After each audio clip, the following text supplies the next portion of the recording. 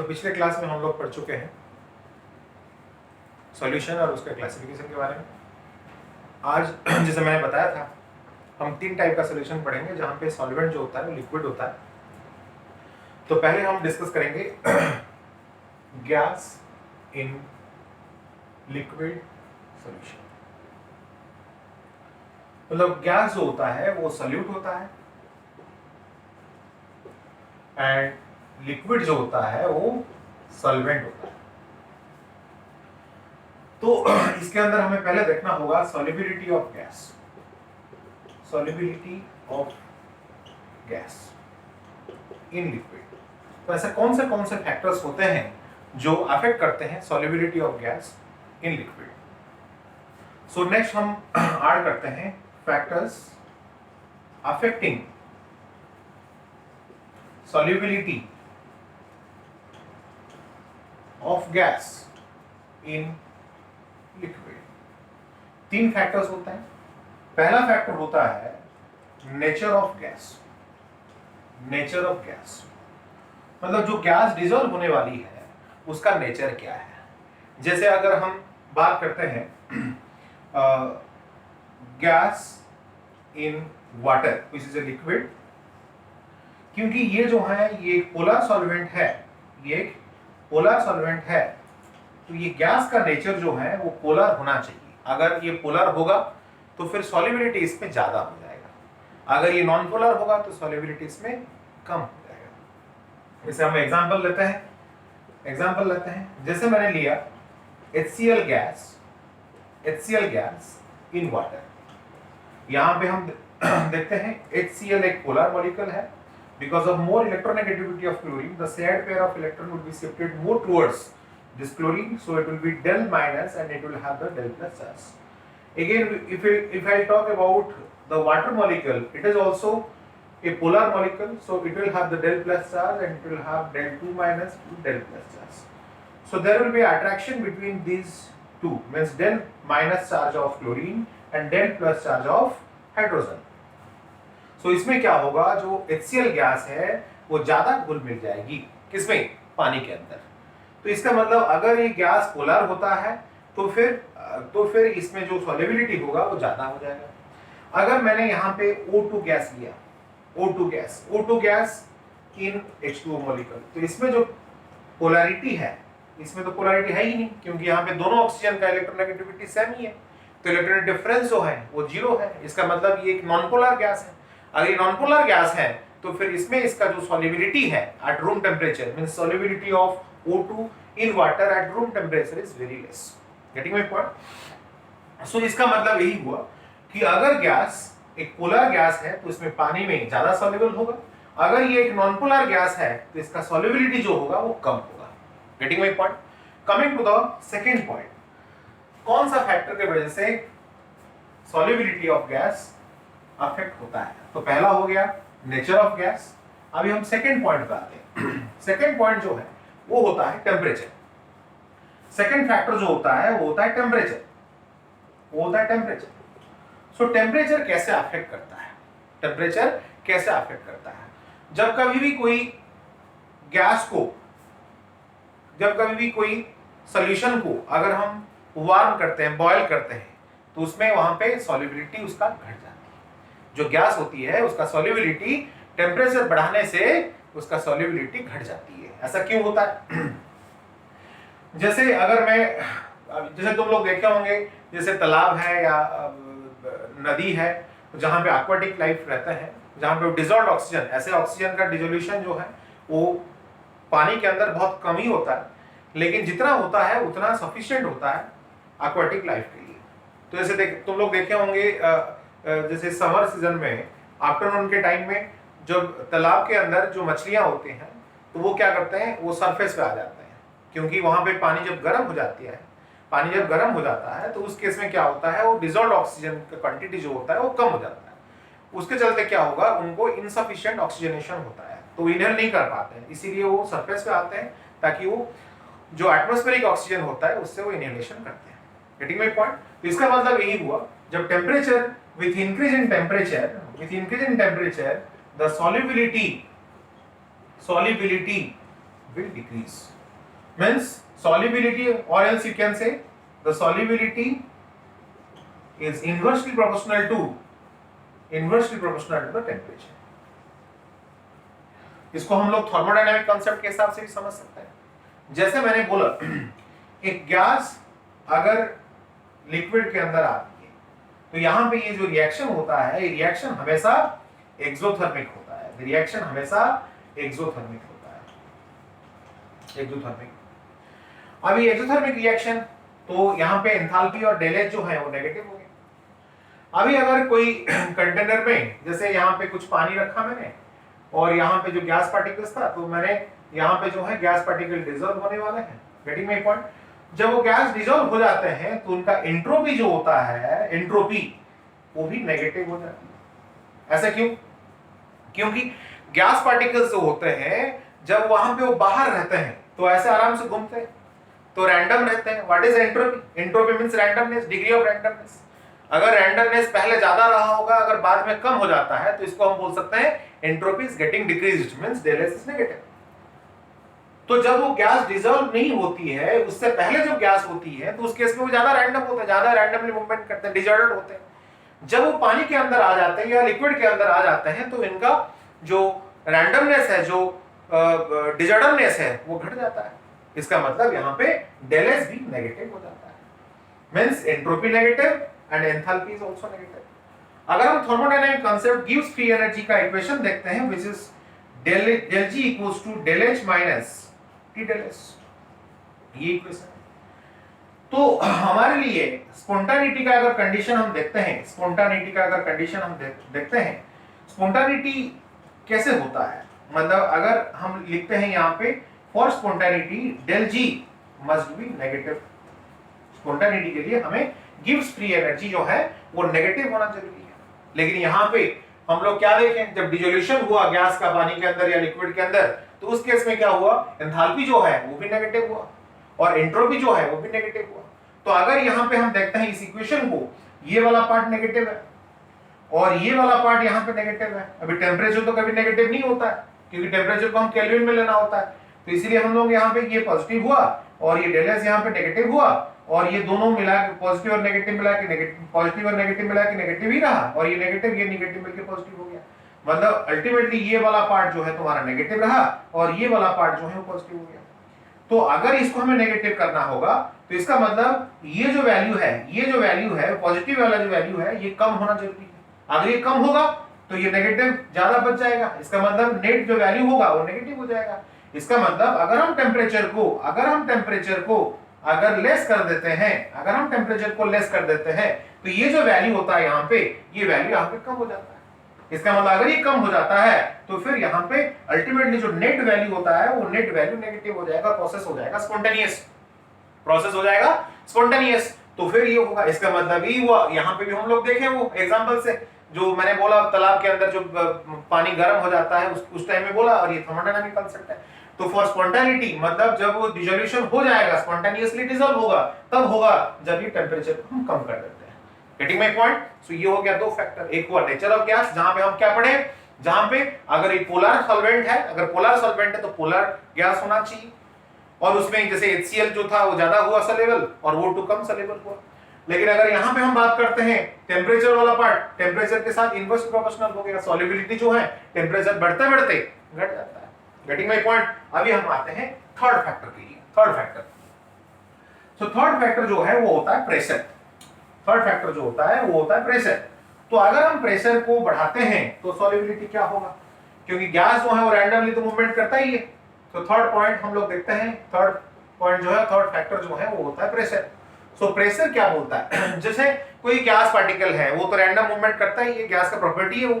तो अगर हम कोई कंटेनर के ऊपर, कंटेनर में कुछ लिक्विड है, उसके ऊपर कुछ गैस रखें, अगर हम प्रेशर देते हैं तो प्रेशर देने से क्या होगा, वो गैस पार्टिकल को हम जबरदस्ती घुसा देंगे किसके अंदर, लिक्विड के अंदर। इसका मतलब प्रेशर देने से क्या होता है, प्रेशर देने से सॉल्युबिलिटी बढ़ जाता है। तो ये प्रेशर के साथ एसोसिएटेड होता है एक law given by William Henry, and this is known as Henry's law. Henry's law ये बोलता है, अगर मैथमेटिकली हम देखते हैं, जो प्रेशर ऑफ द गैस होता है which is directly proportional to the mole fraction of the gas, ये हेनरीज लॉ का मैथमेटिकल एक्सप्रेशन है।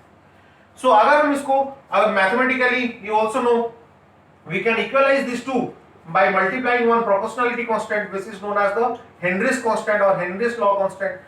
So this is the main equation. This is the main equation जिससे हम डेफिनेशन देख सकते हैं.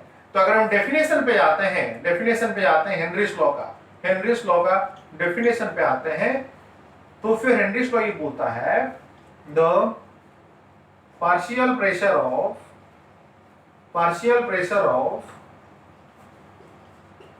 the gas is directly proportional to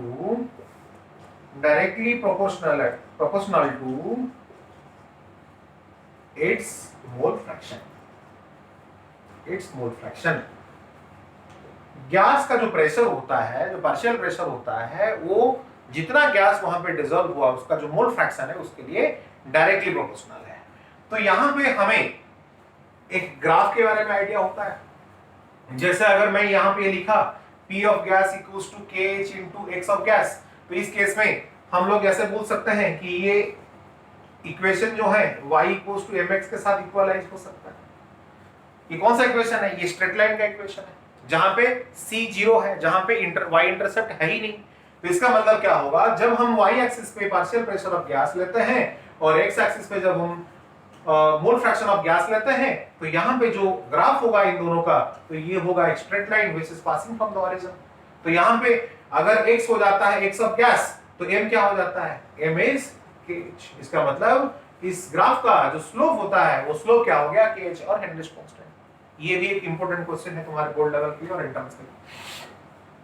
next आता है डेफिनेशन ऑफ हेनरीज कांस्टेंट और kh. जब कभी भी मैं एक छोटा सा ट्रिक बता देता हूं तुम्हें, जब कभी भी हम लोग कोई भी प्रोपोर्शनलिटी कांस्टेंट का डेफिनेशन तैयार करते हैं, जैसे तुम लोग क्या करते हो, डेफिनेशन होता है उसको रट लेते हैं. लेकिन मैं ये बोलता हूं रटने का बिल्कुल जरूरत नहीं. रटेंगे क्यों? क्योंकि जो साइंटिस्ट इस डेफिनेशन को निकाला होगा वो पहले ये मैथमेटिकल एक्सप्रेशन निकाला होगा, उसके बाद इससे इसको निकाला होगा. तो हम लोग क्या करेंगे, पहले इसको समझेंगे और इससे इसको निकालेंगे. अभी आते हैं इस चीज के ऊपर, kh के ऊपर. जब ये प्रोपोर्शनलिटी कांस्टेंट का डेफिनेशन हम लेते हैं, जब कभी भी तुम्हें प्रोपोर्शनलिटी कांस्टेंट का डेफिनेशन लिखना हो तो तुम लोग क्या करोगे? देखो, अच्छा मुझे बताओ, अगर इस चीज को अगर मैं 1 कर लेता हूं, इस चीज को अगर 1 कर लेता हूं, तो इसका वैल्यू जो है अभी इसके साथ इक्वल हो जाएगा. अभी इसको अगर मैं 1 कर लेता हूं तो प्रोपोर्शनलिटी कांस्टेंट का जो वैल्यू होगा अभी वो इसके साथ इक्वल हो जाएगा. हम वही करते हैं. तो क्या मैं ऐसे बोल सकता हूं kh equals to this when this is 1, kh equals to this when this is equals to 1. तो इसका मतलब अगर मैं इसको डेफिनेशन भी बोल रहा हूं तो फिर मैं क्या लिखूंगा, Henrys constant is the partial pressure of the gas when the mole fraction of the gas is 1. This is the mathematical definition. तो यहां पे ये हुआ, अगर हमें प्रेशर को देखना है, पार्शियल प्रेशर ऑफ गैस, वो उतना होगा जितना उसका मोल फ्रैक्शन ऑफ गैस, मतलब डायरेक्टली प्रोपोर्शनल होगा. जितना वो बढ़ता जाएगा इतना उसका प्रेशर बढ़ता जाएगा. Getting my point? तो coming to the next part. So अगर फिर से मैं इक्वेशन लिख रहा हूं, P of gas equals to KH Henry's constant into X of gas. अगर इसको मैं कांस्टेंट कर लूं, लेट मैंने इसको कांस्टेंट कर लिया. अगर मैं कांस्टेंट कर लिया तो क्या होगा, K जो है it will be inversely proportional to X of gas. इसका मतलब KH अगर ज्यादा होता है तो मोल फ्रैक्शन और सॉल्युबिलिटी ऑफ गैस कम होती है. अगर K ज्यादा होता है तो मोल फ्रैक्शन और सॉल्युबिलिटी ऑफ गैस कम होती है. जैसे अगर मैं एग्जांपल लिया, जैसे हम अगर देखते हैं experimental value of KH of different gases में से, मतलब ज्यादा होता है हीलियम का, देन होता है नाइट्रोजन का, देन होता है हाइड्रोजन का, देन होता है ऑक्सीजन का, देन होता है कार्बन डाइऑक्साइड का। तो यहां पे मैंने क्या बताया, जो हेनरीज कांस्टेंट होता है वो सॉल्युबिलिटी के लिए इनवर्सली प्रोपोर्शनल होता है। इसका मतलब यही हुआ, जब हेनरीज कांस्टेंट जिस गैस के लिए ज्यादा हो उसका सॉल्युबिलिटी कम होती है, और जिसका कम हो उसका ज्यादा होती है। तो इसका मतलब अगर हम मोल फ्रैक्शन और सॉल्युबिलिटी पे आते हैं, सॉल्युबिलिटी, तो सॉल्युबिलिटी में सबसे ज्यादा कौन सॉल्युबल होगा पानी में या तो सॉल्वेंट में, तो ये हो जाएगा CO2। हम पानी का ही बात कर रहे हैं यहाँ पे, CO2 then O2 then H2 then N2 and then, ठीक है, तो ये हो जाएगा सॉल्युबिलिटी। Getting my point. और एक पॉइंट है, जैसे यहां पे हम लोग देखें KH जो होता है वो inversely proportional to solubility of gas हुआ, ये एक पार्ट हम लोग देख चुके हैं। सेकंड जो है टेम्परेचर जो है which is inversely proportional to solubility, इसको हम सॉल्युबिलिटी भी लिख सकते हैं, इसको हम सॉल्युबिलिटी भी लिख सकते हैं। Temperature and solubility are also inversely proportional. जब टेम्परेचर सॉल्युबिलिटी के साथ इनवर्सली प्रोपोर्शनल और KH सॉल्युबिलिटी के लिए इनवर्सली प्रोपोर्शनल, तब क्या हो जाएगा, जब ये भी इनवर्सली प्रोपोर्शनल टू सॉल्युबिलिटी, ये भी इनवर्सली टू सॉल्युबिलिटी, अभी ये दोनों क्या हो जाएंगे, डायरेक्टली प्रोपोर्शनल। मतलब इससे हमें क्या पता चला, इससे हमें पता चला KH is directly proportional to temperature. मतलब कोई भी गैस का ये जो KH वैल्यू होता है वो हर एक गैस के लिए अलग अलग होता है। जितने सारे गैस हम बदलते जाएंगे उसका KH वैल्यू उतना बदलता जाएगा। लेकिन अगर KH एक पर्टिकुलर गैस के लिए अगर हम डिफरेंट टेम्परेचर दिया, लेट एंट्रांस में ऐसा क्वेश्चन आ गया, जैसे for oxygen gas at temperature T1 T2 and T3 the KH values are like this, so find out the decreasing order of solubility of the. तो इसका मतलब क्या होगा, जब हमारे टेम्परेचर बढ़ता जाएगा तो KH वैल्यू बढ़ता जाएगा, अगर टेम्परेचर बढ़ता गया तो KH वैल्यू बढ़ता गया तो सॉल्युबिलिटी घटता गया। Getting my point. So these are the three factors, so these are the three factors which are affecting the solubility of gas in a liquid. Getting my point? What are those? Tell me. First is nature of gas, means there where the gas is a polar one will be soluble, more soluble in water or polar solvent like water. If it is a non-polar one, it will be less soluble. The second factor is the temperature, which says that with increase in temperature the solubility of the gas is getting decreased. And the third one is the pressure, and for this pressure the Henry's law is there, and which explains that the partial pressure of the gas is directly proportional to the mole fraction of the gas or the solubility of the gas. Now this Henry's law is finished. Now we will go for the application of Henry's law.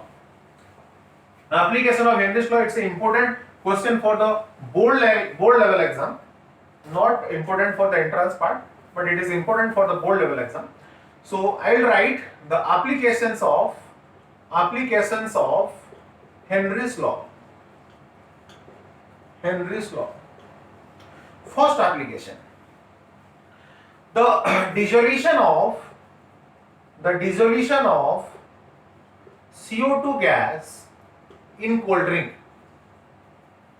In cold drink, जब तुम लोगों को पता होगा, ऐसा हम लोग cold drink जब हम कोल्ड ड्रिंक पीते हैं, कोल्ड ड्रिंक का बॉटल का जो कैप है उसको खोलते हैं, तो उस केस में क्या होता है, जब हम कोल्ड ड्रिंक या तो कोल्ड ड्रिंक हम ग्लास में डाल देते हैं, तो तुम लोग देखे होंगे कि वो जो एयर बबल टाइप का वो ग्लास के नीचे से या बटन से टब तक आती है। तो इसका मतलब क्या हुआ, इसका मतलब जो है वो कार्बन डाइऑक्साइड को हम by applying huge amount of pressure हम उसको जबरदस्ती डिजॉल्व और डिसोल्यूट कर चुके हैं। जब हम ग्लास का मतलब ढक्कन खोल चुके, सॉरी बोतल का ढक्कन खोल चुके हैं या तो कैप खोल चुके हैं, जब उसको हम ग्लास में डाल चुके हैं, तो अभी वो एटमॉस्फेरिक प्रेशर जो होगा वो कम प्रेशर होगा। जब पार्शियल प्रेशर कम हो जाता है, हेनरीज लॉ के हिसाब से सॉल्युबिलिटी भी कम हो जाती है। तो इसका मतलब क्या होगा, अभी वो जो डिसॉल्व्ड कार्बन डाइऑक्साइड था वो क्या होगा, वो अभी ऊपर आने लगेगा। तो ये फर्स्ट पॉइंट है, by applying more pressure the dissolution of carbon dioxide in cold drink is possible. Second point, जो रहते हैं स्क्यूबा डाइवर्स जो रहते हैं, जो पानी के अंदर जाते हैं, तो उसके अंदर क्या होता है, वो जो गैस सिलेंडर लेके जाते हैं, वो गैस सिलेंडर के अंदर जो नाइट्रोजन गैस होता है, डिसॉल्व्ड नाइट्रोजन गैस क्या होता है, जब पानी के अंदर कोई अगर स्क्यूबा डाइवर है तो उसके अंदर उसका जो प्रेशर होगा, क्योंकि पानी के अंदर है तो एटमॉस्फेरिक प्रेशर से प्रेशर ज्यादा होगा नीचे, तो वो क्या होगा, जब पार्शियल प्रेशर बढ़ गया तो फिर वहां पे जो डिसोल्यूशन और जो solubility of the gas particle in blood वो भी बढ़ जाएगा। तो उस केस में क्या होगा, वो स्क्यूबा डाइवर होगा, उसके ब्लड के अंदर ज्यादा मोर अमाउंट ऑफ गैस जो है वो डिसॉल्व हो जाएंगे, लेकिन जब वो अपर आते हैं, ऊपर आते हैं, एक्चुअली क्या होता है उस कंटेनर में ऑक्सीजन गैस के साथ नाइट्रोजन गैस भी रहती है। जब वो ऊपर आ जाते हैं तो उस केस में क्या होता है, वो ऊपर में जो एटमॉस्फेरिक प्रेशर हो गया, अभी प्रेशर घट गया, प्रेशर घटने के बाद क्या हुआ, अभी वो जो गैस पार्टिकल्स जो एक्स्ट्रा डिसॉल्व है उसका अभी सॉल्युबिलिटी कम हो जाता है। अभी कम होने के बाद क्या होगा, वो नाइट्रोजन गैस जो है वो क्या चाहेगी, वो बाहर आने के लिए ट्राई करेगी। जो बाहर आने के लिए ट्राई करेगी वो बबल होकर बाहर आने के लिए ट्राई करेगी। वो बबल जो होगा वो जो ब्लड में, हमारे जो ब्लड में जो ब्लड कैपिलरी होते हैं वो कैपिलरी को ब्लॉक कर देगी। ब्लॉक करने के टाइम में क्या होगा, मेडिकल इमरजेंसी आ जाता है। एंड जो मेडिकल कंडीशन होता है उसको बेंट्स बोलते हैं, बेंट्स बोलते हैं। उस केस में क्या होगा, वो बहुत पेनफुल है और हार्मफुल भी है। ये हुआ सेकंड पॉइंट। थर्ड पॉइंट हम देखते हैं solubility of oxygen in human blood. In human blood जब हम इनहेल करते हैं तो ऑक्सीजन हमारे लंग्स के अंदर घुस जाती है, उसमें आल्वेली के अंदर घुस जाती है। उसमें क्या होगा, आल्वेली का जो कंट्रैक्शन होता है वो कंट्रैक्शन में प्रेशर बढ़ जाता है। प्रेशर बढ़ने के टाइम में क्या होता है, ऑक्सीजन अभी ब्लड में जाके सॉल्युबल हो जाता है। Getting my point? So this is the third point, the third factor और third application, that is the solubility of O2 in human blood. And the fourth one is, जो mountain climber होते हैं,